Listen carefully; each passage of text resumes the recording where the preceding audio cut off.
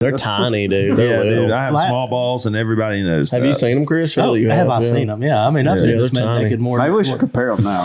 He showed him one day, like just fucking with us in the living room. He's like, "Look at this," and I was like, "Hey, man, I don't mean to be weird. Can you pull those out again?" Like, grab the KY, get yourself ready. You got some sliding to do. Hanging out with TL and the boys, maybe some critters too. So get your phone and get on the gram. You know where to find the man.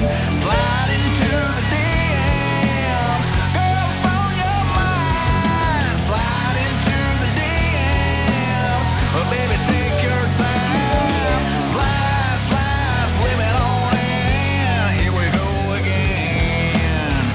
DM Monday. Welcome to the DM Monday podcast. My name is Trey Lewis. My co-host Mitch Wallace, and Bonner's not here today, but we have a second time guest today. I repeat, but it's a new one for me. I wasn't here for the last one. This is my best friend Chris Kayvonfar. Yep. I don't think we got pictures of your tattoo last time. We did. Yeah. Okay. I took my shirt off. Yeah. What tattoo? Yeah, you haven't seen it. That's episode 2. You can find it on YouTube. DM Monday. He's like, I don't want to go through that again. We're not doing that again. Where's it at? What is it? Do you have pictures on your phone? Just show them. I don't have pictures. You don't have pictures? No. What's it a tattoo of? I've got. Just show him real quick. God damn it! You don't have to show the camera. Just show Mitch. Yeah, show him that back strap. Is it a tramp stamp? Oh, it's a lot. All right. Just tell the story. We might have some new people that haven't heard the story before. We definitely have some new people listening. Yeah. That looks good, dude. So backstory real quick. Me and Chris got That was good. Me and Chris, real good. we got sober together. I was 2 years sober when I met him. We were chasing after the same girl. And then one day he came to the bowling alley and he was like, "Man, I'm really been out of shape about this girl and I'm thinking about getting drunk." And I was like, "Just come over to my house." And then we said, "Fuck that girl." And then we became best friends, and we've been best friends ever since. Going on what? How long have you been sober now? June will be 15 years. 15 years. So we've been friends for 15 fucking years. What are you sober from? Alcohol or something else? Are you sure it's 15 years? June 2009. I'm 15 years. No, it's not. So it'll be 14 years. 14 years. 14 years. Yeah. June of 2009 is when I got sober. June 1st. Yeah. Everything. So like, Because I'm 2 years more sober than you. Yeah, he's way more sober. He's way more sober than me. Oh yeah. I mean, alcohol was a problem, but what really what did me in was OxyContin. And let me say that when I say that now, it's like I might as well say fucking Quaaludes. You were doing Quaaludes? Yeah, I was doing Quaaludes. Nobody knows what This was before they changed OxyContin to where you couldn't snort it anymore. Yeah. Dude, I remember Mitch knows a little bit about drugs and stuff. His cousin, you know Cody? Cody with the traps. No, different Cody. What's Cody's last name? Cody Seeley. Cody Oh, Seeley. yeah. Perm, that's my That's cousin. his cousin. No shit. We grew up like brothers. How crazy is that? That's badass. That's how I know Trey. Really. Yeah, I shared Trey's song one time when I was getting into music, like in Alabama. And I shared it, and Cody texted me or called me and was like, "How do you know Trey Lewis?" And I was like, he's just some guy that plays music in Alabama. And Cody's like my brother. Right. And he was like, "Well, how well do you know him?" And I was like, "I don't know, Cody. You're being pretty fucking weird. Like, what are you talking about?" And he was just like, I don't know. And I was like, "Well, I know he's sober if that's what you're fucking talking about." Yeah. And he was like, "Oh, okay, cool." Yeah. And he was like, "That's the guy that was my intake at Bradford." And he was like, "He's the guy that convinced me to stay in rehab." And Cody's now, I think, like 8 years sober. Yeah, Mitch was like, "Well, cool. I fuck with that guy." Yeah. Yeah. So Cody was like, "That's the guy that saved my life." And I was like, "Well, cool then. I guess he's cool." Yeah. The long way. Sorry if I didn't act shocked. I do listen to the podcast, so I heard you tell that story, cool. but I didn't Yeah. know it was Cody. That's badass. Yeah. That's really cool. But my other roommate in college at the same time as Cody actually was real big in OxyContin with Cody. I remember I went to work one day and I worked at this bar and I came home like 2 a.m. and I knew that like OxyContin had changed the ingredients. You couldn't snort them. It turned into like a booger or something. Yeah. Slime. Big old slimy booger. And they were pissed about it. They were like, "We got to figure it out." And I came home from work one day. It was like 2 a.m. and I was so tired. And I used to tell them, don't smoke cigarettes in the house. But they'd get so high, they'd smoke in the living room. Oh, yeah. And I remember I walked in the door and it smelled like smoke. And I was like, God damn it. Motherfucker. And I turned the corner and there's some guy I don't know with a Glock sitting at my kitchen table with an extendo clip, like a fucking long clip out of the Glock, which is totally illegal. And like, he's just looking at me like, and I'm like, what the fuck is going on?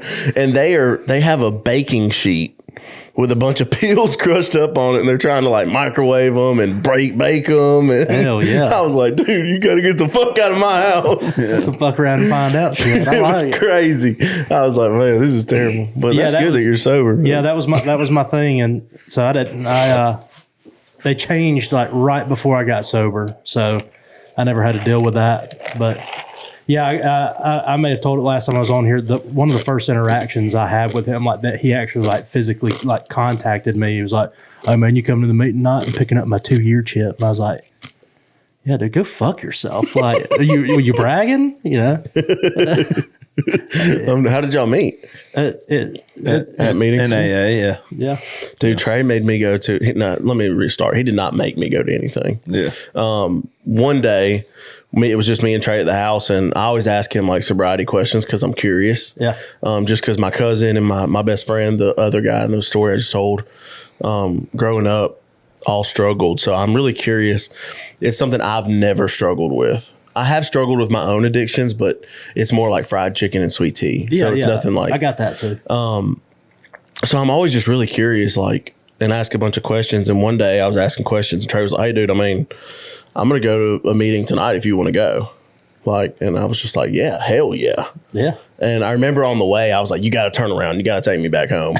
And he's like, "Why?" And I was like, "Cause I'm an imposter, dude." I was like, I don't know if I feel good about this. Like, cause I didn't want to like. I wanted to learn. I'm genuinely curious. But I was like, dude, I don't want to go and like take up a spot. And Trey was like, shut up and just come on. Just get so I was like, all right. Because it ain't that deep. You know what I mean? Like he finally makes me feel comfortable about it. And we get in there and we sit down and everybody's saying hello. And I'm so scared. Like, I'm like, oh my God, I don't belong. I'm so like, I do belong because everybody has addiction. But I was like, I just feel so bad. Yeah. If someone finds out I'm not an addict. And they were passing around 2 sheets that you have to read. Random, and I got one of them. And it's like, you have to read this whole page. And I'm like, he handed it to me. She handed it to me and another guy.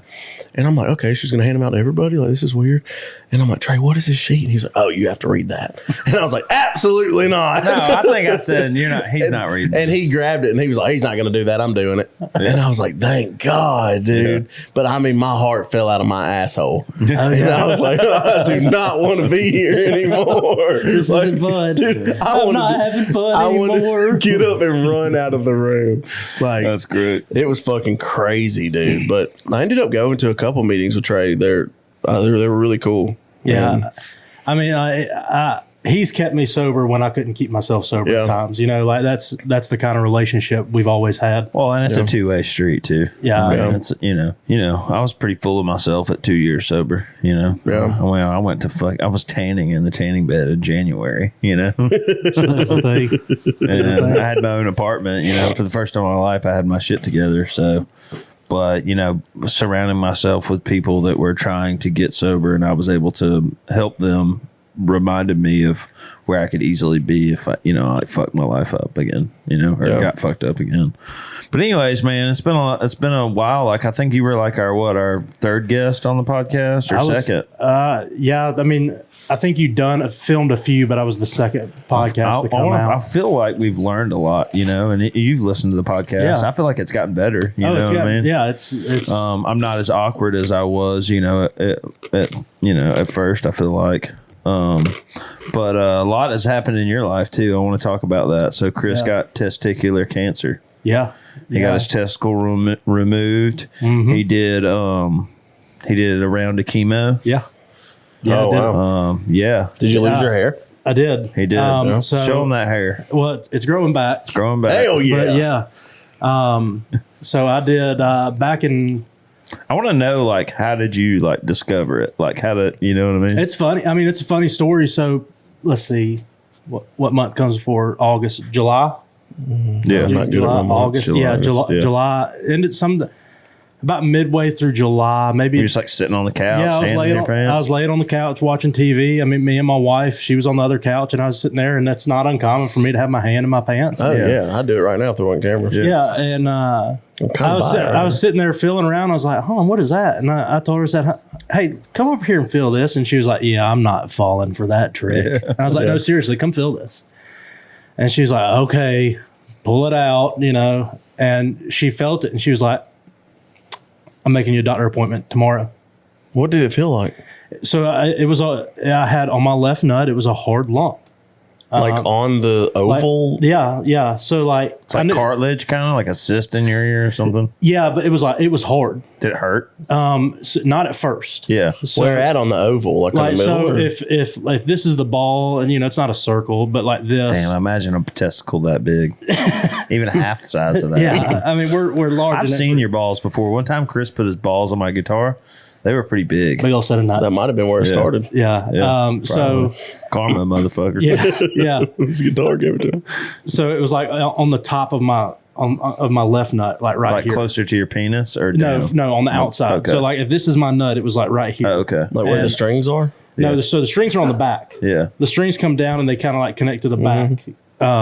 But so it's like right here, and it just felt like maybe about the size of like half of a peanut.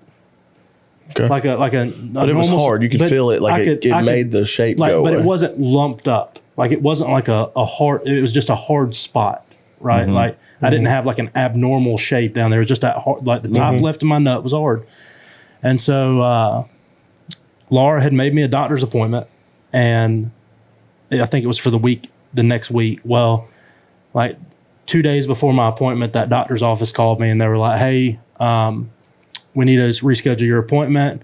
The doctor has COVID. He's out. He's going to be out for a week." So I was like, okay, whatever. I didn't think anything of it. I wasn't freaking out about it. Because it wasn't hurting or nothing. It wasn't hurting. I just, I legitimately thought like, and I'm going to feel it one day and it's going to be gone. I'm going to be like, all right, well, that was cool. It's gone. So at this point, had you Googled anything? No, nothing. I mean, like nothing so at you all. weren't even worried. I was not. You're not worried until you start getting on WebMD. You know what I mean? I did Googling it. I talked to like one other person who's like, "Oh yeah, I had that. It was just a cyst." So I was like, "It's just a cyst." Yeah, right. This well, I remember when you worked at Mercedes, you had a hernia for years. Yeah, so I still have that hernia. Yeah. And you just trying to fix that while I was down there? No. They I tried to see if we could do like a 2-for-1 thing. It doesn't work like that. Buy one, get one. Two different doctors. But so I ended up getting COVID. And so 3 weeks after I found it was when I finally went to go see this doctor. And I knew going in, like all he's going to do is order me an ultrasound. Like that's all he's going to do. Yeah.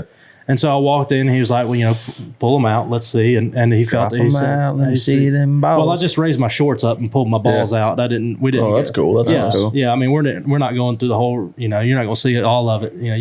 I'm paying you. Yeah. Yeah. So he was like, "Yeah, let's get that checked out." And I was like, I hope this is the worst part of your day. He was like, I'm paying you, motherfucker. You're not seeing the good. Yeah, I'm getting what you need. I mean, I showed him my one ball. I was just getting the berries. Yeah, he didn't even get both of them. He didn't. No, he just got check berry. this one out. Just look at this one. So he was like, "Hey," he's like, let's we don't. There's no way to know what this is. Let's get an ultrasound. So I saw him on a Thursday. I had my ultrasound the following Friday, like the next day. Are you scared at this point? Is this when you're like, oh shit? No, still not worried about it. Still think, oh, this is a cyst. Yeah. And so I go to get my ultrasound, and I also had something going on with my foot too. So I was like, hey, I'll go get my foot checked out and be like, hey, by the way, while I'm here, have a look at this. And so I got an X-ray on my foot, and they send me into another room for my ultrasound. And it's funny. So this was the first day, and we'll get to it, but I changed careers just before all this happened. Cool.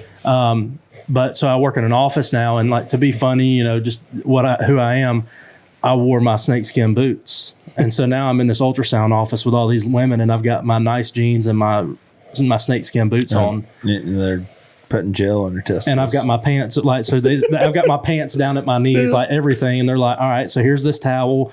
She's like, you're going to flip your penis up on the towel and put this other towel on top of it and just leaving your testicles exposed. It's hard to have a straight face when you use the words penis and testicles. Oh, and, yeah. You know, it's really. You go to 7 years old real quick. Yeah, you know, I'm a child is what I am. Oh, and so she comes in there and she's got me all gooped up and she's got that thing and she's pressing on it and she's typing on her computer and rubbing me all at the same time. And she said, have you had an accident lately or have you been hit or anything? And I was like, oh, so this is definitely nothing really to be worried about. I got a bruise on my nuts. I was like, no, nothing I can think of. And she went, And it was that that made me think like, hey, this isn't a What? yeah. And of course, you know, I was like, so how's everything look? And she was like, I can't, you know, I'm just here to take I'm pictures. not at liberty to say. Yeah, And then you're like, I can't. Fuck. I can't tell you because I'm just here to take pictures. I was like, oh shit. So she hands me a towel and she's like, I'm gonna step out. You can get dressed and wipe yourself off. And so I'm standing up and I look at the computer and I can see all the like pictures she's taken and in every picture there's like this solid white spot. Damn it. And at first I was like, oh well, white spot. It's calcified. Oh, it's just cyst. It's just calcified cyst. That's all it is. Still not freaking out. Still a little perturbed at her. That one bothered me, but. So I go into the weekend, not worried about it. By this point, like I'm hurt. It's tender. Starting to hurt. Yeah, my left nut is tender. It constantly feels like I got kicked in the balls, but just my left nut. Interesting. Okay. You think maybe because you've been touching it a lot at this point, or do you think it was the cancer starting to? It was the cancer. Okay. And I didn't I never looked at them. I'm only asking these for educational purpose. By all means. I mean, that's what this is about. Yeah. I mean, this is going to bring awareness for everybody. I want every that's guy that's watching this to touch their balls. Right now, stick your hand in your pants and rub on your balls. I also want to give a huge shout out to your wife for just being like a bad bitch and being like, you're going to the because doctor. Shout out to Laura Kayvonfar. So even like all the girls, like, I mean, that takes like a special person because as guys, you would have never went. No, absolutely not. No, I mean, that's us saying, like, I've known Chris forever and like he had all kinds of shit like with his back and hernia and shit. And he would just go to work and be like, fuck it, I'm not going to the doctor. Yeah, I mean, I've had a cyst on my wrist for the last 4 years because I'm deathly terrified of going to have it removed. I have a cyst on my back too. I'm just like, nope. No, we're not doing it. Leave it there unless it's bad. Yeah. So, but anyway, sorry, go ahead. So I had the ultrasound and like it started to hurt at this point, and I'd reconnected with Tim. Yeah. So Tim Hilton passed away. What day? Do you remember? I don't remember the date. It was like a month. It was like a month ago. It's been like a month now. I think it was just before Christmas. Yeah, just before Christmas. It's been longer than that. But Tim Hilton is a guy that was kind of a pillar of the recovery community. I mean, Yeah, I mean, he's a big deal. He worked at Bradford. He did the family program there, and he was kind of a father figure to me and Chris in a lot of ways, and a lot of other people, and really looked up to him, in a lot of ways. But he got cancer, and it took him down pretty quick. Yeah, stomach cancer. But he lives in Chris's neighborhood. Yeah, like he had called me one day about a month before all this, and was like, "Hey, so we live in the same neighborhood?" And I was like, "No, I didn't know that." He was like, so I'm on a whole bunch of medicine and I can't drive. Would you take me to the store? I was like, yeah, absolutely. So like we just kind of reconnected and boom, once a week I was going over to his house. Just we'd sit on his front porch and we'd shoot shit. And I remember after that ultrasound that weekend, I was going to do another podcast with Drew. And Tim was like, "Hey, can I tag along? I don't have anything going on." I was like, "Yeah, sure." So we drove from Helena all the way to Birmingham, and I was, he was the first person outside of your wife, my wife, and maybe one other person that I talked to about it. And he was like, "Well, man, if it's cancer, it's no big deal. I've got it. I'm kicking cancer's ass. We can just kick cancer's ass together." And we kind of joked about it, and I never thought about it. And I made the joke. I was like, "Well, hell, I mean, I'm not having any more kids. They can just take them out. Pop me a couple marbles down there, and we'll be good to go." And so we joked about that, and that doctor that ordered that MRI or that ultrasound called me on Monday. He said, "Hey, I'm referring you to a urologist. He's going to have a better idea of what we're looking at." And so I asked him, I was like, "Is there anything I should be worried about?" And he was like, I don't know what I'm looking at. So we're going to send it to him and he's going to be able to tell you what exactly is going on. And so it was that following Wednesday. So I saw the doctor for the first time Thursday, had an ultrasound on Friday. That following Wednesday, so 6 days after my first doctor's appointment, I go see a urologist. And my wife was like, I'm going with you because you're not going to tell me a fucking thing they say, and you don't ever ask the right questions. I was like, you're right, Mom. You know, Well, come on. So I'll just meet you there. My appointment's at, 3:00 and I'll see you there. So she meets me there. We go back in there and we're sitting there waiting for the doctor. And again, like the thought of like cancer hasn't crossed my mind except for when me and Tim were joking around. Yeah. Yeah. And so my urologist walks in and he pulls the stool up and he sits down. He doesn't even look at it. Like, he doesn't want to feel it or anything. He walks in, he sits down on the stool and he says, so with cancers like these, and I blacked out. I wasn't there. And, and it was one of those things that, I mean, what was Laura's look? I mean, you don't even remember. I don't even remember. Yeah. He sits down. I mean, I can see. I mean, he didn't even lay it on you. He's like, well, bud. Yeah. He was like, you got cancer. and he didn't even say, it was like with cancers like these. Yeah. And then that was all I heard. And then like the next thing I remember him, it was, we can't biopsy because where it is. So we're just going to take it out. I've got an opening tomorrow. We may do it as early as tomorrow, but if not tomorrow, for sure Friday. Great. Cool. See you tomorrow or Friday. You'll hear from my nurse. Damn. And so we left and me and my wife drove separate cars. And so I was going home and man, I got in my truck and I fucking lost it. Yeah. And the time that I had heard him say that to the time it took me to get to my truck, I'm burying myself. My son's going to call somebody else dad. Yeah. I don't have life insurance. I've got a 401k. I guess you can cash that out and pay the house off. Am I getting buried? Do I get cremated? Like I'm there. Yeah. Damn. I called my mom and my mom also works at a hospital in Birmingham and, told her, I said, and it was like something clicked. I was like, I don't have cancer. Yeah. Like they can't biopsy it. There's a chance it's not cancer. So I immediately just flipped that switch back off. And I was like, so they think it might be cancer. There's a chance it might not. Yeah. They're going to take it out. They're going to remove my left nut and, everything's going to be fine. And then I remember I told my mom, I was like, but if it is cancer, I don't know what my family's going to do. Mm-hmm. Because again, I'm dead, right? Yeah. And because that's what cancer does, man. Yeah, that's crazy, all you ever. I mean, it's one of the worst words ever. Yeah. Yeah, and it's not something that you ever expect to hear. Walk into a doctor's office and a doctor say, "Well, with cancers like these." I know, what a dick. For the next day and a half, and I called another really crazy thing. Yeah, I called you. But then I changed careers. I called my new boss. I called 2 of the 3 of them. And I was like, hey, so I don't know how time off works, but there's a chance I may have cancer and I'm going to have surgery in the next day or 2. How does that work? And Henry, one of the owners of where I work, he said something to me, and I'll never forget it. He said, you don't work at Mercedes anymore.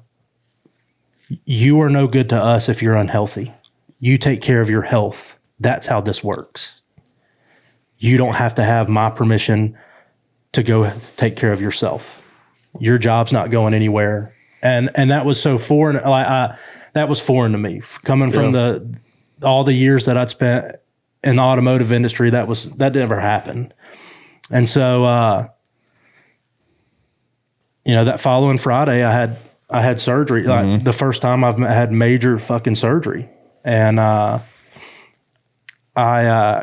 me back up. Something funny that happened. So up until Thursday night before my surgery, Laura finally sat me down. She was like, so you've been on the phone for the last 2 days talking to all these people, telling them you might not have cancer. She said, I don't know where the fuck you were in that doctor's office, but he said you got cancer. With cancer? He said you have cancer. He didn't say there's a chance you don't have cancer. He said you have a very curable cancer and that he's 100% positive we can get you cured of this cancer. But he didn't say anything about there's a chance this isn't cancer. I don't know where you got that. And I just feel like I need to level with you and quit getting your hopes up. So I woke up the next day and I will say this, like I had a moment that Wednesday night after we'd put the kids to bed and I got in bed and I put my CPAP mask on and I lost it. I broke down. I mean, like sobbing, crying, because all that fear kept creeping back in of, like my family's going to go on without me. Yeah. And like as a dad, that's one of my worst fears is not being able to see my children grow up.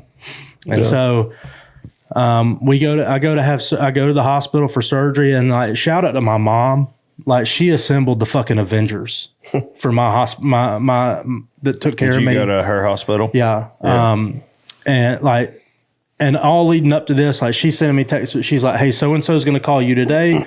They're going to set you up. This is going to, my urologist is the one that did the surgery, but she's like, this is the person that's going to put you to sleep. This is the person that's going to get you prepped and pre-op. These are the people that are going to take care of you in the OR. I mean, like she knew all these people. Yeah, she's worked at this hospital since I was a baby. Yeah. So she called in all the favors. Yeah, that's pretty cool. And when I tell y'all, like I felt like a fucking celebrity. Yeah. And pre-op, and it was like a revolving door of people coming in like, "Hey, you don't know me, but I've worked with your mom for years, and she told we all know you're having this surgery. What's up? I'm here. Let's get rid of it." Yeah, and we're gonna take one of your balls. So like my nurse walked in, she's like, "So how you doing?" I was like, "I'm freaking the fuck out. That's how I'm doing." Can you put me to sleep already? And she was like, "Well, I got something for that." So she gave me some drugs, Good and stuff. I immediately was like, "All right, look, let's do this." And then like some more people came in and introduced themselves, and there's no telling what all I talked about in there, but like I remember them. Somebody else came in and said, "All right, I'm going to go ahead and top you off, and then we're going to roll you back to the OR." And I don't remember much after that. I remember being rolled out of my pre-op like little tent area. And it was like I was the fucking governor. I was shooting finger guns, kind of like Trey walking into that. Kissing babies and stuff. I'm like, "How you doing?" And you ain't kiss your baby. And then the next thing I knew, I woke up and Laura said the first thing I asked her was, "Who took the picture of it?" And nobody took a picture of it. That was I wanted to see what my nut looked like. Yeah, of course. Nobody took it. Like I was like, "Bring it to me in a jar." Like, I want to see it. Yeah, everybody that I've told that like you had testicular cancer and they like took your testicle, they were like, "Did they put it in a jar for him?" Yeah. Like, that's like what did they do with it? Frequently asked question. So they biopsied it, but in my head, like I imagined they were going to bring me this testicle and it was going to look like they were going to be like, "Here it is," and I was going to look at it and be like, "Wow, this is where my like my son came from." a jar full of like liquid and your testicle. Yeah, and I imagined that where the cancer was like it was kind of like the bottom of my nut was all healthy. How looking. sore were you down there? Immediately after surgery? Like days after. And recovery time, I mean, like recovery wasn't bad at all. Yeah. What was that first, like, that first reach in the pants? Yeah. Look, no. So in order to leave the hospital, like, and it was an outpatient. You like reach in and do like this, and it's just one. Yeah. So look, does it stay more to the center, or so look, it's funny. So I had my surgery, and because the picture you sent me of it looked like it was more in the center. Oh, it's everything's in line. I'm streamlined now. Yeah, but aerodynamics, baby. Yeah, like I was like, I remember Chris called me and I was like, "Can I see a picture of it?" Yeah, and I sent you a Snapchat. Yeah, and he sent me a Snapchat of it, and then like it didn't look abnormal. Like it looked like there was supposed to only be one testicle there. Yeah, I mean, You didn't get the prosthetic? no. So I asked about that, and he said he's like, "If I'm being honest with you, we do that for children." Yeah. He said, You're like, but I'm 7. But I just wanted so to, children don't get joked on or something? yeah, for self-esteem. He was like, Dude, you're married. She already knows. You're married. She knows. But so like after so I didn't stay at the hospital. I had the surgery and then I went home. In order to go home, I had to pee. And so, But Is that, I guess, is that that's a thing. maybe they could have clipped the wrong cord or something? Well, that's just apparently it's a thing at the hospital. Okay. So you got to pee after surgery when you go home. So we go in the bathroom. I said, hey, and Laura was with me. I said, grab my clothes. And she said, the nurse said, you sure you're going to be able to pee? I said, oh, I'm going home. Y'all ain't putting a catheter in me. I'm peeing because those things hurt. I'd already been told if you don't pee, they put a catheter in, and we ain't doing that. I've never had that. Y'all gonna have to put me to sleep, and that's not an option. So we walk in the bathroom, and I flipped my gown off, and I went, "Hey, honey, look," and it was perfect. It was just hanging, just dead center. I was It's symmetrical now. yeah. And like recovery time wasn't bad. They sent me home with these big ice packs, and I just put them in my pants, and I laid in bed for 2 days. My recovery time was Friday, Saturday, Sunday. I was back at work Monday.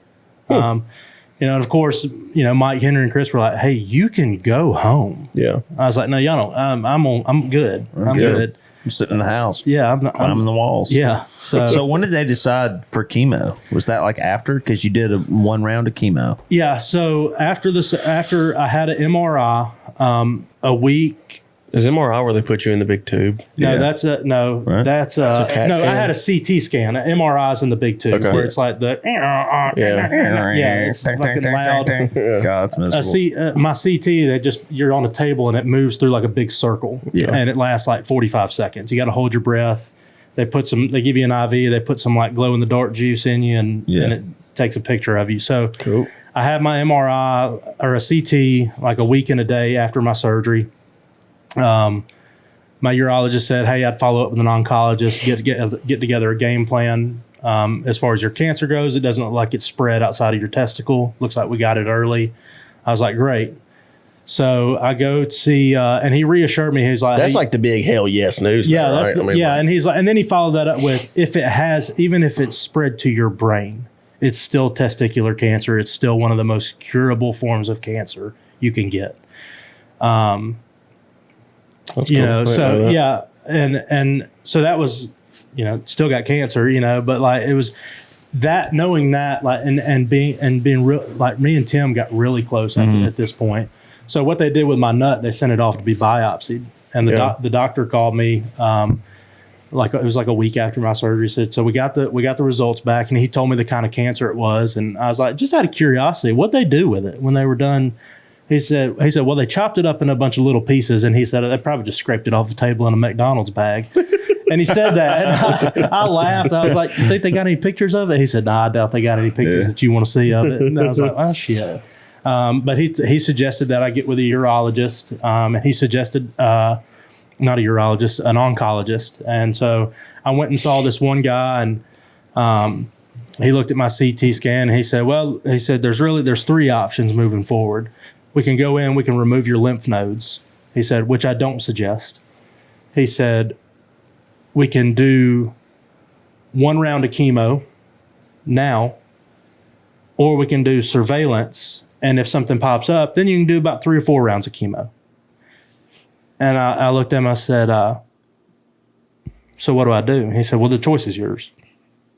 And I wanted to look at him and be like, look, motherfucker, I know you want to talk I'm about. paying you. Yeah, I know. I know how to paint the fuck out of cars. You want to know something about painting cars? I got some knowledge on that. Yeah. I know a little bit about moving freight. I know some about logistics. If you wanted some knowledge on that, I can help you there. I don't know the first fucking thing about cancer.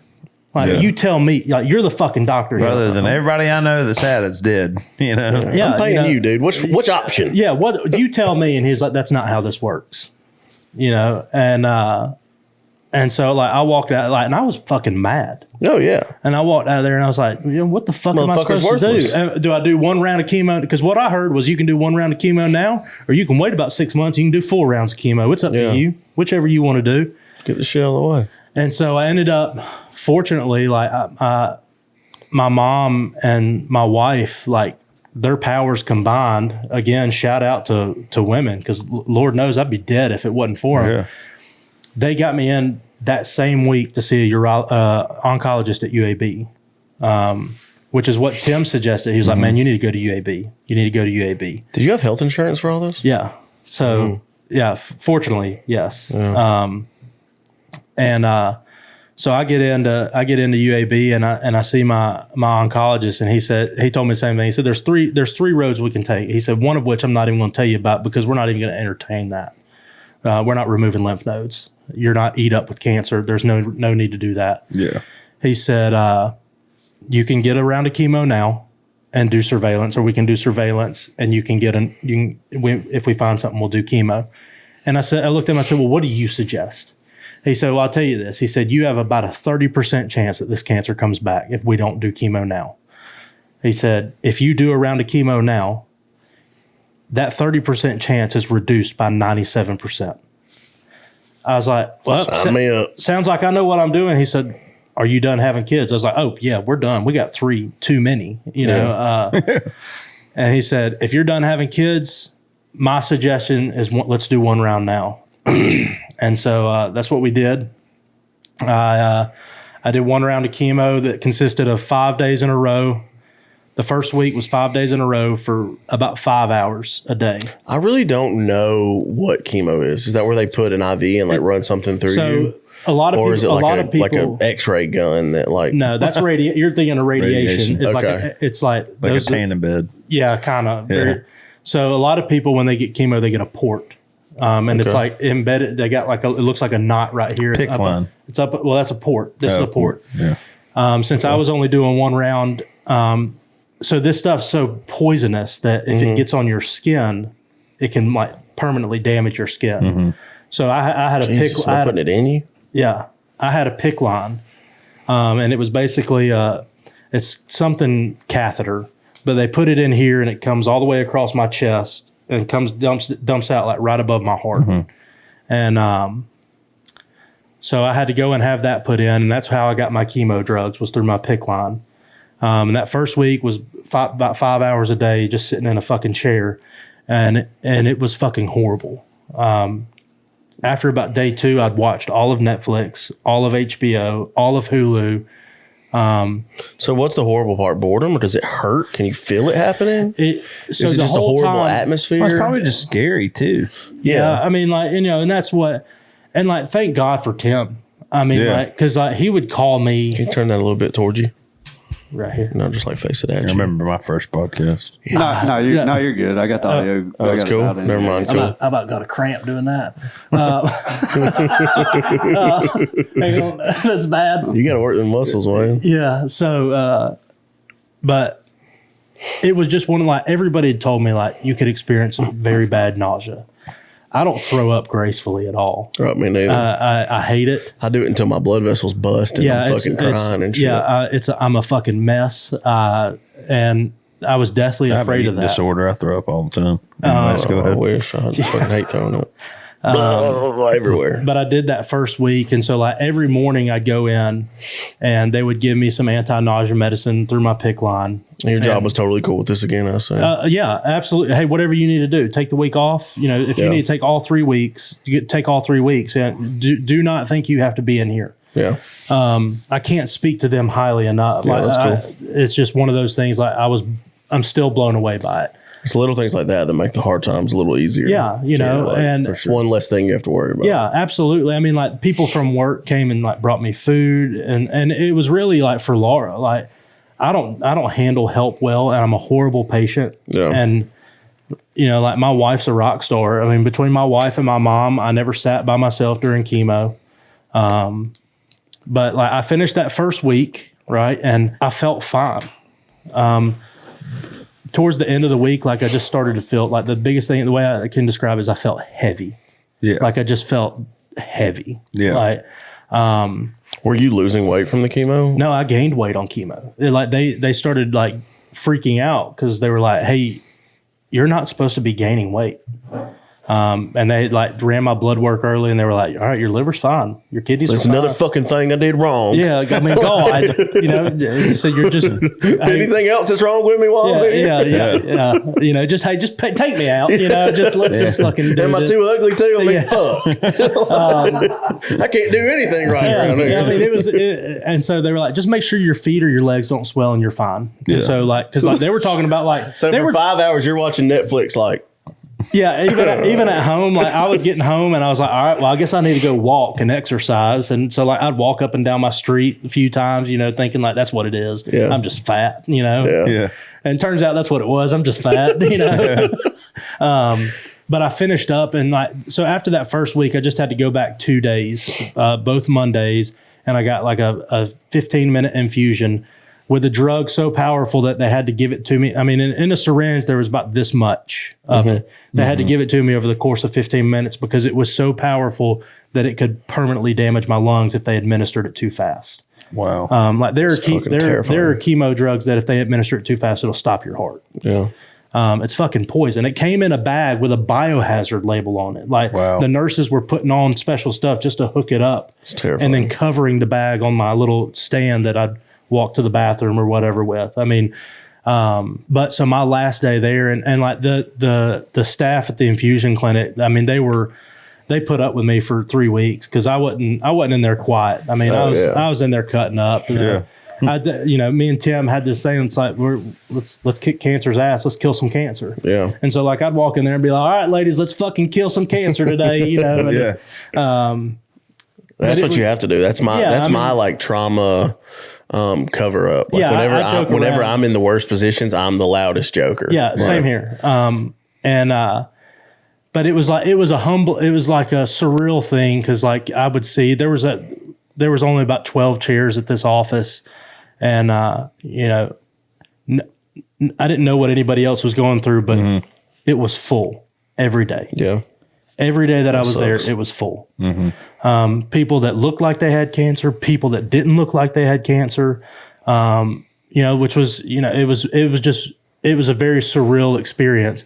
And I can't speak highly enough about the nursing staff there. But on my last day, the woman that was giving me my last infusion, she said, "So are you going to ring the bell today?" And I was like, "Yeah, I'm not ringing that bell." And she was like, "Well, why not?" I said, "I just don't feel like I'm a part of this cancer club. Like I'm very fortunate in my diagnosis. Like I know people that are really fighting for their lives with cancer. Yeah. And I don't feel like I'm a part of that club." And so I never wanted them to shut my curtain. I always wanted the curtain open at my chair. And she got up and she shut the curtain and she sat down and she said, "You've been in here cutting up with us for the last 3 weeks. So I'm going to be real frank with you." She said, "You're going to ring that damn bell." Yeah. And I said, "I really don't want to." Yeah. And she said, "I don't give a fuck what you want. That bell's not for you. Yeah. That bell's for your mom who's come in here and sat with you. That bell's for your wife who's come in here and sat with you. That bell's for every single person that is called, texted, emailed, showed up, sent dinner. That bell's for every person in these chairs that need to see somebody fucking win today." Yeah. So I rang the fucking bell. Did you cry when she said that? I mean, I wanted to. Got a little emotional. I got a little emotional when I rang the bell. Emo right now. Yeah, I mean, that's real, dude. That's right. I'm That's getting real, emotional like- over it now because my dad rang that bell and he didn't make it. So Yeah, Mcilwain lost his dad to cancer. it's something that I didn't think. Like she told me, she said, "How selfish of you to think that bell's for you," and that hit me. And so I rang the fucking bell, and I rang the piss out of it, and then I went to work, and then you lost your hair. And so you lost your eyebrows and everything. Look, I didn't lose my eyebrows. So the day after, the day I finished chemo, I saw my oncologist. I was like, so I'm 3 weeks in, I'm done. I still got my hair. Am I in the clear? Yeah. He said, some people lose their hair their first week. Some people don't lose it. Some people, it just kind of, it might fall out a little bit. He was like, if in 2 weeks you still got hair, I'd say you're in the clear. I'll be damned if the next fucking day I was sitting at the office and I took my hat off and it looked like I had just gotten a haircut. It just all came off. It just started falling out. By the end of the night, my hair was falling out and I could put it all in my hand. Damn. And so I had my wife. Was that emotional or were you just kind of like, fuck it? Not really. Like, I think I look pretty decent with a shaved head, with no hair. I don't. I look like you Gomer don't think I look good? No. I You look do. okay. You look do. normal. You Yeah. look fucking I awful. look like Gomer Powell It's with a a good fucking thing. shaved head. I mean, It's a good thing that you beat cancer because Yeah. you looked pretty bad. I'm not gonna lie. I looked bad. Trey's definitely grown into it because when he At used first to, it was a little weird. Yeah, it got a little weird, but now I think it looks great. Yeah. So like my hair fell out the day after, and so I had my wife and my 5-year-old shave my head, and of course Kane thought that was cool. I'm shaving Daddy's head. You know? That's cool. Dad, you look cool. You look like Trey. That's what he told me. He said, you look like your friend Trey. Yeah. You know, and I was like, yeah, you're right, I do. He's like, that's cool, Dad. You look cool. And I was like, I guess I am pretty cool. And how did Letty and the kids take it? So I didn't want to tell them. Yeah. I didn't want to, and me and Laura had talked about it, and I was not there when Laura told Letty. Yeah. But Laura told me that Letty didn't handle it well at first. Someone's got a phone call. I don't know if that's important. That's me. That's Mrs. Kayvonfar. You want to? Let's answer. Let's put it on speakerphone. Hey, Tell her she's getting a shout out. hey, hon. Hey, what you doing? I'm on a podcast right now. Say hey. Say hello to everyone. We're talking about you. Yeah, we're in the middle of talking about you right now and how you're a fucking rock star when it came to my cancer. Oh, I don't want to talk about that. You're gonna be on the podcast. Yeah, you're on the You're on it podcast right now. You're on it right now. No, I'll get upset. Let's not talk about that. Okay. You want me to call you when I'm done? Yeah. All right. I love you. Love you too. Bye. So I have. I think this episode needs to be called "Chris K Beats Cancer." Yeah. Yeah. Chris is missing ball. Yeah. Okay. So my thing, I have a personal connection with this. My dad left when I was, I don't even know, 1 or 2 or 3 or 0. I don't fucking know. Not a great dad. Didn't know him. Yeah. And all I knew about my dad, I thought his name was Tony growing up. Turns out it was Tommy. I thought my dad was the pizza guy. We won't get into all that trauma. Yeah. But I didn't know my dad. We will one day, But though. one unpack it thing one that day. I did know about him is that he had testicular cancer. Yeah. That was like the one thing I knew. Because they were like I remember my grandma was like, this is the one thing you need to know about your dad because it can affect you. Yeah. Like nothing else he can do will ever affect you but this. Yeah. So I was like, okay. So it was like really the only thing I knew. And when I was 12, I was playing football and I got hit with a helmet direct on, and it caused a inguinal sport hernia. Yeah. So my ball turned into like the size of a softball. Not my ball, but my ball sack. Right. Right. My intestines. sack. So like my mom said, I got out of the shower and was like, oh, look at this. And my ball was like this big. And she was like, oh no. Oh no. So I had to get a hernia surgery. And I like the only thing I remember from that is they were like, hey, you know, having your dad have testicular cancer gives you like a 30% chance of getting it. Yeah. But having this hernia on top of it increases that by 40%. And they're like, so you will most likely have testicular cancer before you're 45. Yeah. It's wild. And I was like, what? Yeah. You know, because hearing the word cancer, you're just like, yeah. You don't want to hear that. and I'm like, what, dude? What are y'all fucking talking about? So Like, watch your fucking You feel mouth. your balls a pretty good bit.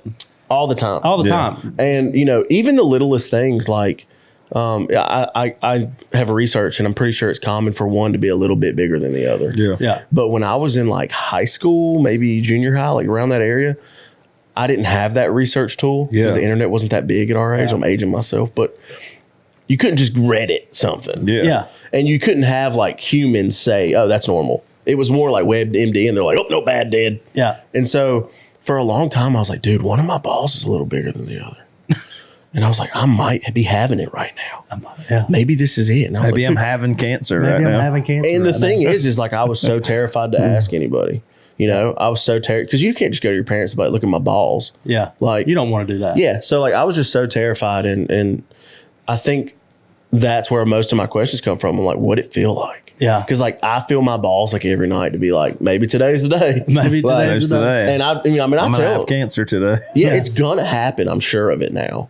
Yeah. It's just when. So And that's like, so like, I don't know. I think it's really cool to hear like a real person tell it yeah. from a real standpoint. Because most of the time, you know, like if my uncle or somebody was to tell you, he's going to be all proper and be like, you know, this is what happened. But to hear you be like, no, I fucking grabbed it and there it was. Yeah, it there was it hard. was, yeah. So like, I just think that's cool. And it gives people, it gives me personally like, cool, I know what to feel for now. Yeah. Yeah. Like, it's just really cool to hear the story. It was one of those, you talk about like not having the internet. So once I came with the grips that I had fucking cancer, I was fucking Googling away, baby. Because like, hey, I got cancer now. WebMD's going to tell me I got cancer. I already got it. You know, like let's fucking go, baby. Let's get into it. And so the surgery I had, it's called an orchiectomy. And so I get on Reddit and I was like, let me just search orchiectomy.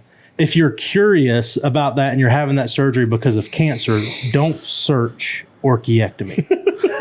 Because what you're going to get is you're going to get on a bunch of transgender pages. Where they have it done, where they're having they're doing male to female and they're having it all taken off. So you thought some shit was for real. I was like, what the fuck? I thought you were about to have a vagina. I was like, what the fuck is going on? Yeah. So I started Reddit searching testicular cancer instead, which is what I probably should have done from the jump. Yeah. And I got a lot of peace and comfort from that because what I wanted was reviews on chemo. Yeah, I want to hear everybody's experience on chemo. So like I'm on YouTube. I exhausted every YouTube video that YouTube had to offer about testicular cancer. Yeah. I found one guy's video and he had it not only in one nut but both of them. Damn it! You know, like so it's. I'll never forget. I was scrolling through Facebook one time and Lane Flournoy made a post and it was like I guess they have a testicular cancer awareness day or month. Yeah, I think it's April. And he was like, just letting y'all know that it's, testicular cancer awareness month and don't be too proud to, basically what we talked about is men don't like to talk about that kind of thing or, go to the doctor. But he was like, I had it and I had it removed and, blah, blah, blah, blah. So that kind of like brought it to my attention. So it's pretty cool that we're shedding a light on it. But I think we should do some Beanboozled real quick. Let's do some. Well, I have one more question before we leave testicular cancer. All right, let's go. What's like some of the best jokes you've heard? So I think the best one that because that's what like my friend, our friend. Yeah, we love and I was like, and like everybody, like I was a little let down like a week after surgery, and I hadn't heard one joke. You know, like I walked back in the office. The good ones? I walked back in the office. I was like, "Hey guys, I'm half the man I was last time you saw me." You know, like and nobody thought it was funny. You know, like everybody's kind of like, "Oh, like you don't have to joke. You can be sad." I was like, "No." I even sat a couple of them down. I was like, "Hey, I'm really disappointed in all of y'all." No jokes. But I started calling myself Kayvonfar. And anytime I post something on social media, I hashtag just dad things. And so I started hashtagging about cancer stuff, like just cancer things and Kayvonfar. Kayvonfar, I love that. Damn, that's good. But yeah, I mean, like I'm a lot more comfortable. I can cross my legs right here and I ain't got no problem. I mean, you don't even have to like man spread no more. Yeah, no, I mean I can sit like a lady. The coolest thing about when Chris sent me his one testicle on Snapchat, my immediate response was, "Don't worry, your one testicle is still bigger than both of my testicles put together." I've seen them. You came in the bus one night and was just like, "Hey, look at this." They're tiny, dude. They're little. Dude, I have small balls, and everybody knows. Have you seen them, Chris? Surely you have. I seen them? Yeah, I mean, I've seen this man naked more. Maybe we should compare them now. He showed him one day, like just fucking with us in the living room. He's like, "Look at this," and I was like, "Hey, man, I don't mean to be weird. Can you pull those out again?" Like, and he was like, "Yeah, they're tiny," and I was like, "Okay, cool." I just was making sure I saw it. That's my stepmom not long ago. I was like, "Hey, did my dad have small balls?" She was like, "Yeah, he did." So, all right, I'm going. I got liver and onions or cappuccino. God, it's so gross, Trey. You haven't done a bad one, have you? Oh God, these smell so bad. I don't think on this batch. Let's do one at a time in case it's a good reaction. Oh God. Let's do one at a time just in case it's a good reaction. Oh, I smell them. Cappuccino. Dude, that's not fair. You have to do another one. Now, did he get cappuccino again? Yes. He hadn't had a bad one all day. He's cheating. Do these smell like feet or is it just me? It's for some reason that bucket smells during like your during like the middle of your story, I farted and it smelled so bad. I didn't smell it. But like you were in a good part of your story, so I was like, I'm just gonna let it linger. But I was watching your nose muscles for you to be like, what? Well, damn, you should have wafted it over here. I could appreciate a good food. Dude, I mean, it hit you. It had to hit you. It was so bad.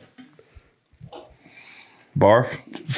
Tutti Fruity or Stinky Socks. Oh, yeah. If you get the That sticky was not socks, that bad. no. What? Y'all need paper towel. What the fuck? How does this? Let me see it. Oh, is it the top? Oh my god! It smells like boots. Let me see that thing. Why does that? Hey, we've never had one of these Beanboozled that smelled like that. When It you smells so. I think it's because it's a tin. The other one was a box. It probably aired out pretty quickly. Well, That smells real bad. also- Get that Maybe we away should from just me. leave the top off. No, Yeah, maybe no, overnight. No, hell no! Don't do that! Don't do that! All It'll smell like Chris. shit in here. All right, Don't do that. Don't do that. don't do that. I'm nervous. Just got to shoot. Go for it. Yeah, that's the way. He got a bad one. Oh, that sucks. This is Trey's favorite segment ever. Oh my god! He gets that fucking gut laugh every single time. Sound like a damn hyena. Oh my god! That's bad. You need some water. You got some right there. Oh, it's stuck in my teeth. That's what always happens. What'd you get? Juicy booger or juicy pear or booger. That's great. Oh, It smells so bad. That's the one Brian Martin guy. He was like, "Oh, that's a booger." Just pick your nose real quick. is it bad? I didn't spit mine out. You gotta eat it. You gotta eat it. You gotta let that thing marinate in there a little bit. I don't think boogers are that bad. It was really just the consistency is why I didn't eat boogers. Did y'all eat boogers when y'all were a kid? I'm Just sure I one kid. did. We called him Booger Nose Brandon. I'm sure high I did. school. Oh, Kane will get in there and get after Eat a it. booger? Yeah, hell yeah. Like it's Dude, I nothing. know that And like, when you were in school, if you ever caught somebody eating their boogers, He's finishing it. it's stuck in my teeth. you know, like if you were ever that kid or you caught somebody, You got to do another rotten Okay. cappuccino. if you're over there and you ever caught somebody eating their boogers, you're like, dude, are you fucking eating your boogers right now? Like that kid got roasted every time. Every time. This thing smells awful. That smells like poots and bad feet. bad. No, you gotta finish it. You gotta finish it. Put that mic back. You gotta finish I'm gonna it. swallow it like a pill. Now you know what we went through last night. Yeah. This is exactly what me and Mitch went through last What's it night. taste like? It's terrible. Like fucking liver and onions. Oh god. I can't I don't believe know it. how Nikki T just like kept eating that shit. Ryan did too. Yeah. They said it's what they cooked when they were he said it younger. tastes like college. Chris, you've obviously been Trey's friend for a very long time. What is one thing about Trey that you wish the world knew? Or like, what's like a story that you just kind of wish you could just scream to the world about Trey? Like something he's done or something like this, like, you know. I don't know that there's a story like that me and him share that he wouldn't. Here, the thing about Trey is like Trey I'm is gonna tell all, baby. Trey is authentically. I don't Trey. mean a secret story, but Yeah, you know, but there's like the way like that me and Trey would act and hang out in our apartment when it was just us is the he has not changed. Like he is still like he's the Trey that I met in 2009. And like that's you know, like for people that don't know him on a level like I do or we do, you know, it's like, is he really like that? yeah. Does he really, you know, like like this is Trey. Like this isn't an act. It's not a front. Like he cuts up, he toes the line everywhere he goes. Yeah. He's a habitual line. Everywhere. Everywhere. You can't go anywhere. There's I don't know nowhere off limits. I don't know that we've ever been in a Walmart together where he didn't just yell out penis, you know, Or mom. you know, I mean, we were in the elevator coming up here. He's peeing, you know, he's peeing. Trey will grab something and be like, how does this work? Who cares? He'll just throw it. Yeah, I mean, And you're like, dude, what? yeah. I mean, or you know, it's like he's been this way ever since I've known him, and nothing's changed. Like he is that's what I love about it. It's like he is authentically him. Like everybody that we know in Birmingham, it's like, do you still talk to Trey? I'm like, yeah, I talk to him all the fucking time. He's like, is he any different? And I was like, no, he's the same dude that you know. Yeah. He just got a little bit of money now. You know. It's almost weird too. I Like, mean, his truck doesn't have a rear view mirror. It's a camera. Yeah. You know, he's still the same Trey. yeah. You know, he's still liable to leave that thing and drive and get out of it and run it down, run it down a ravine. One time, totaled the whole fucking thing.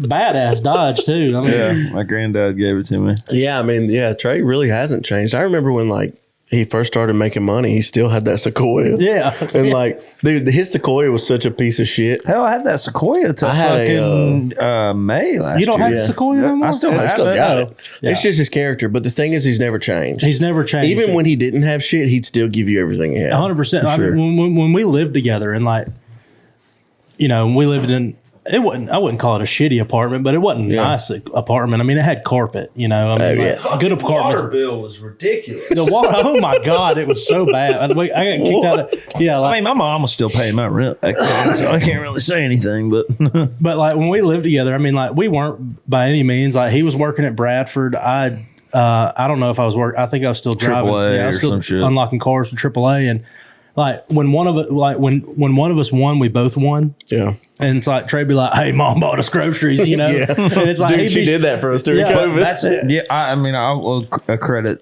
that the way I am about money, because like money is not an important thing. You know what I mean? It's Yeah. not like it's not. They say it isn't everything, but I will tell you, it makes life a lot easier.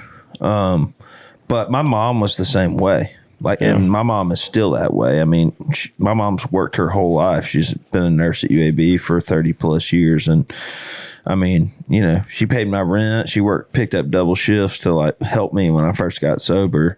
And, even until Dick Down in Dallas really popped off, my mom would, I'd hit my mom up. She'd send me $150, and I mean, she always did everything she could to help me, and she's still that way. And a lot of that character comes, the reason I am that way is because my mom is that way. And hell, they gave me a job during COVID too. Yeah, during COVID when we weren't making any money, hell, I called Joel. I was like, man, if you need help, or Mcilwain's a hell of a worker, and he was over there working. They got a little mad at me when we popped off, and not mad at me, Not but mad, but yeah. I worked there for about 2 months, and then Dick Down in Dallas happened, and we went on tour. Yeah, before Dick Down in Dallas, our house was a rough place. We were all broke.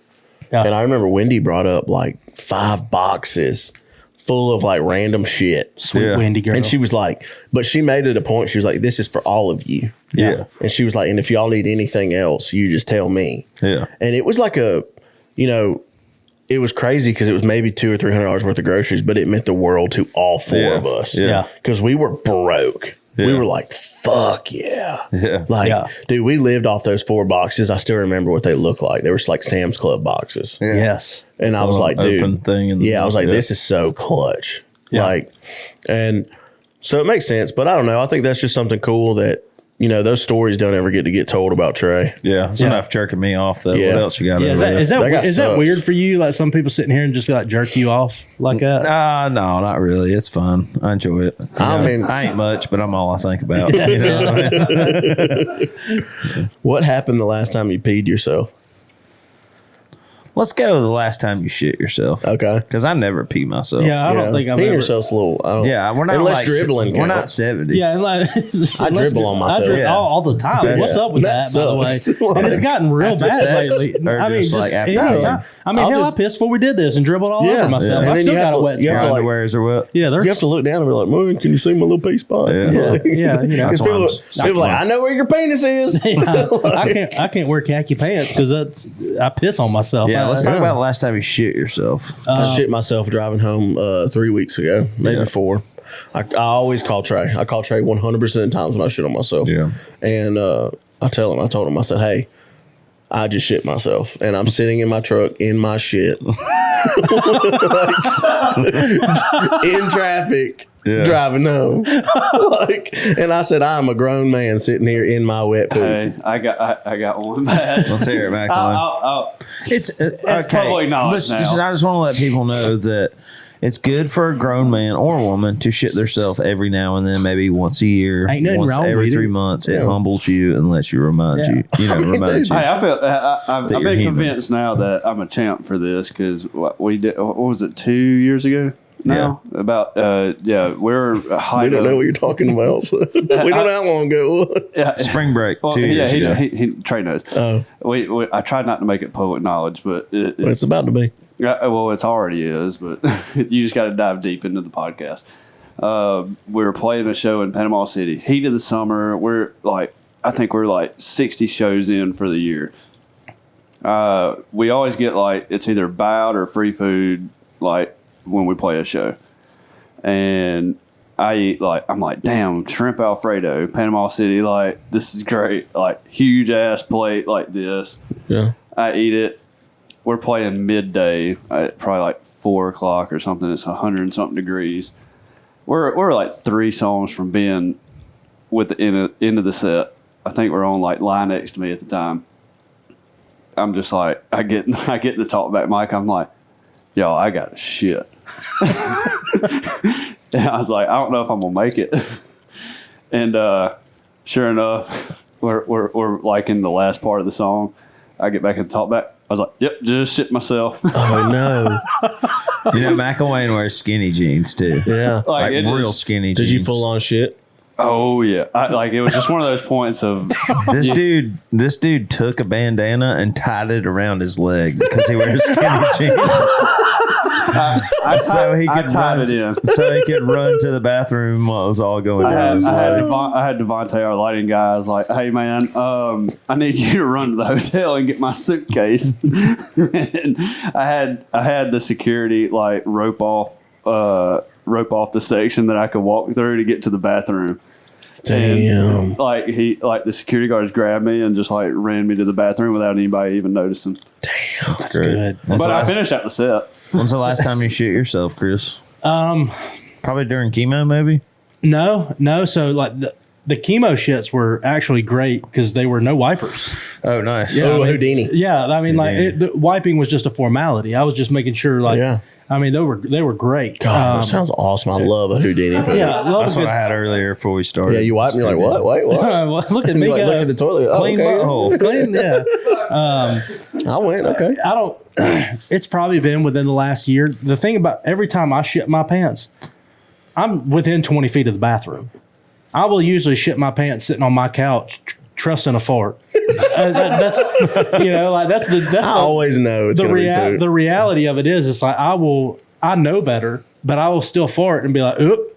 They're shitting my Crocs now. I mean, it's like, and then I go to the bathroom and then I throw everything away and start clean myself off and start fresh. I get in the shower and everything. But I shit immediately, the bed not too long ago. Oh, asleep or awake? I was awake. I was awake. He sent us all a picture. It was the last Kid Rock date that we did in a hotel in Nevada, and me and Alex went to In-N-Out to celebrate afterwards, and I ate fucking like chili cheese fries, burger, just to shit your pants special. Yeah. And we're laying there in the bed, and we had 2 hotel rooms, but me and Alex wanted to stay in the same room because it's fun to stay in the same room. Yeah, why not? And I shit in the bed, and I was like, Alex, I just shit in the bed. We got to go to the other room. We got to go to, yeah. And I was like, look, it's in the bed. He's like over there going. Was it solid or no? No, it was just like wet. oh God! Think of the hotel cleaner lady. It's like, God damn it! Yeah, let's talk about that for a second. Can I tell you what you told the hotel lady the other day or a few weeks ago? What did I say? You're in the room next to me. Oh no, I'm gonna say it. That's what I was gonna talk about. It's funny that like you can't smoke one cigarette in the hotel. Like you get fined like $500 or something, but you can come everywhere. You can no repercussions. No repercussions. You can spray ropes on the walls, the TV, like everything, the door handle, all in the towels, like everywhere.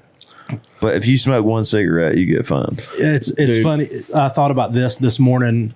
So I'm up here for work. Another cool thing about Trey, I'm up here for work for a week. Yeah. And Trey was like, "Oh, you're in town. Let's do a podcast." Yeah. Tracy Lawrence has sat right here. Yeah. It's pretty cool. Tracy Lawrence, paint me a Birmingham, Texas tornado. Tracy Lawrence has sat right here. Yeah. And Trey's like, "Yeah, come get on. Let's run a podcast." Yeah. It's like, it's cool. It's like pretty cool. That's pretty badass. I'm an interesting person in my friend group, but for him to be like, "Hey, look, come do a podcast," Yeah. But it's funny talking about hotels. I mentioned it this morning when I was walking back into my room because I forgot something. All hotel rooms smell the same. Not always. No, think about it. The towel, now, unless you're staying like a red roof inn, where the sheets crinkle as you pull them back. I love red roofs. But like, I've walked into ones that have smelled like people just got done having Cigarettes and sex in there. sex. yeah, like the hallway where I'm staying now started smelling like fish last night. And I don't know what's going on with that. Yeah, but if you can get an early check-in, don't get one. But if you're by yourself in a two bed hotel, do you just sleep in one or do you switch like at multiple nights? I would sleep in Depends on how much jerking Yeah. you do. Yeah. Or if you shit. Yeah. So we went live the other day, and on the live we said throwing ropes. Yeah. Which and Cape was like, don't say that on the internet. So Trey was like, I'm going to do all my show announcements saying it. And Trey sent this today. Just hit play and watch it. Make sure the volume's up. Just watch the whole video. What's up, y'all? Trey Lewis here. I'm coming to Colorado, baby. Spring everywhere. Let's go one more time because I really didn't get all of it. I saw the Duke and Hold it up to the mic. All right, I'm right here. What's up, y'all? Trey Lewis here. I'm coming to Colorado, baby. Spraying ropes everywhere. The best part of this video is he ain't got no clothes on. In the mirror. And the truth is that was all a total accident that the mirror was there. Yeah. That was the best part. Dude, I was naked. That shit was hilarious. I still got to do those liners. That's so No, Cape already sent him. Okay. Bonner said that he needed them, but Cape had already sent some. Awesome. What else we got to talk about? I don't know. Y'all been friends for a long time. Yeah. Yeah. It's pretty crazy. Y'all are similar in the way you act. Yeah. Very. What Very similar. My wife hates it. What was your like knowing Trey for a long time and then seeing the friends that he's made? Like me, for example, that like he's made in Nashville or like as his music journey's gone. What like, how's that been for you? Like, are you like, did it all make sense? Like you're like, oh, I could totally see why he's friends with that guy. Yeah. Or like, what, Yeah, like, I mean, all the same kind of like-minded people. It's- Like, yeah. I feel like you and Mitch would be friends. Yeah, I mean, like, You know that's what the I mean? thing. Like, we're all the same. You know, like I know Trey, and I know that I know what he's going to accept around him, and I know what he's not. You know, Yeah. it's like I know if Trey tells me like somebody's cool, like you know that hey, they're pretty cool. You know, Yeah. I mean, everybody that he's introduced me to, it's like we're instantly best friends. I mean, like Yeah, like same thing. Like Frank, my other best friend that I grew up with, known since I was 6 years old. Like we hung out, me and you when we lived in that apartment, hung out with him one time, and you and him have been friends ever since. Yeah, I mean, anytime I see Frank, it's like we've been best friends our whole lives. I mean, so it's cool that he's found essentially the same people in Nashville that he had in Birmingham. yeah. Because there's so many similarities. Like we all think that the same things are funny. Yeah. We all think the same things are funny that aren't supposed to be funny. Yeah. You know, like we're all serious when it's time to be serious. Like, and it's just one of those. I've never felt out of place anytime Trey's like, you know, hey, come over. You know, and like here's all his Nashville friends are around. Like I've never felt out of place. I always feel like hell, we're all friends. Yeah. I mean, like from the instant. I mean, hell, Jimmy shouts my son out on TikTok. You know, Yeah. Kane thinks the world of Jimmy, and like thinks that he's so cool, and like they're all, I mean, just so welcoming. Jimmy's Justin Holt, by the way. Justin Holt. Yeah. But every time he's on TikTok live, and I just shoot a little comment on there. Me and Kane are watching. Like he stops what he's doing. He's like, "What's up, Kane?" Yeah. You know, like which is really fucking cool. Yeah. And that's like, I mean, like hell, the first time I ever like met you, we played Xbox for like 4 hours during COVID one night. You know, Yeah. and I mean, I was trash. And But Hayes carries the whole team. yeah, I mean, you carried the whole team, and I, you know, it was like immediately. Like, I will say one thing that is weird about Mitch is that he plays World of Warcraft.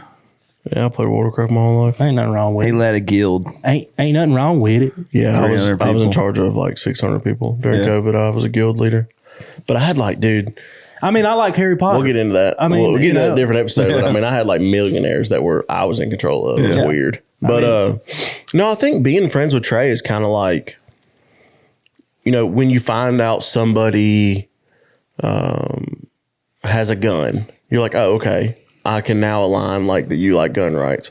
So, like we can make these jokes. Or if you found somebody like South Park, you're like, okay, cool. I know that you're a little bit fucked up too. So maybe I can make these jokes. Whenever you find out somebody's friends with Trey, you're like, oh, okay, cool. Nothing's off limits. I know exactly my boundaries. And there are none. Yeah. It's like, because like, I don't know you well, but I knew sitting down here, I could be like, so what are you sober from? Yeah. Like, and you wouldn't be like, man, fuck you. Yeah. No. Like, so like, it's cool to be like, yeah, if you're friends with Trey, I know exactly where we're at here. Like, yeah. It's like, okay, so nothing's off limits. Yeah. But he's not going to put up with shit. Like you said, though. It's not like absolutely nothing's off limits, but we're not going to be pieces of shit. Yeah. We're not going to be like mean and hurtful and hateful to each other, but like we're gonna poke. Oh yeah, we're gonna poke. We're gonna cross the lines. We're gonna cross lines until somebody. Dude, I remember one time like this guy was not a very popular person. He was kind of, kind of a loser, and people were making fun of him. And Trey was like, "No, I'm just gonna be his friend." Yeah, yeah. And then the whole friend group was like, "Oh, okay, yeah, we're not gonna do all hat now. We'll be his friend." And man. I mean, I just think sometimes people just need don't need to be kicked while they're down. You look at them like they're fucking sick or something. And just show some compassion. Yeah. Anyways, no more jerking off Trey. Yeah. No more jerking off Trey. Let's talk about bad Trey stories. Bad. Dude, Trey's the worst fucking Call of Duty player. I'm worse than him. He's better than I am. But he'll rage quit, dude. I'll be like, hey, Chris uninstall the game. I'll be like, hey, do you want to play duos? And he'll be like, yeah. So you're starting the whole game depending on your teammate. Yeah. And one bad thing, and you'll just hear him downstairs, fuck this, I'm done. Well, hey, y'all. Thank y'all for watching the DM Monday podcast. Me and Chris and Mcilwain and Mitch Wallace are going to go get some fucking dinner. Y'all like this? Rate, subscribe, watch us on YouTube. Touch your balls. Yeah, touch your balls. Touch your balls, baby. Touch your balls. Make sure that you don't have testicular cancer. Ladies, if you are married or have a boyfriend, touch his balls. Yeah. Make sure nothing's out of the ordinary. But yeah, and also too, go leave a review. Damn it, I can't talk. If you want to support the podcast, go to the website, TreyLewisMusic.com, buy some merch. Come see us on tour, and we love y'all. Thank y'all. Peace out. Give a holler to that blue collar boy out in the holler. Let him ride you out the city, around the farm, do some fishing in the dark, get you digging out the stars a little closer out here. No, if you need a little change of view, you want to see how that down home looks on you, light it up, he'll be gone. Just give a country boy a call. If you want to see what you hear in them country songs, want to watch a harvest moon hang all night long, if you want to stick them high risers in the rear view, he's got a cross hanging from the middle one. All you got to do, just give a holler to that blue collar boy out in the holler. Let him ride you out the city, round the farm, do some fishing in the dark, get you digging how the stars a little closer.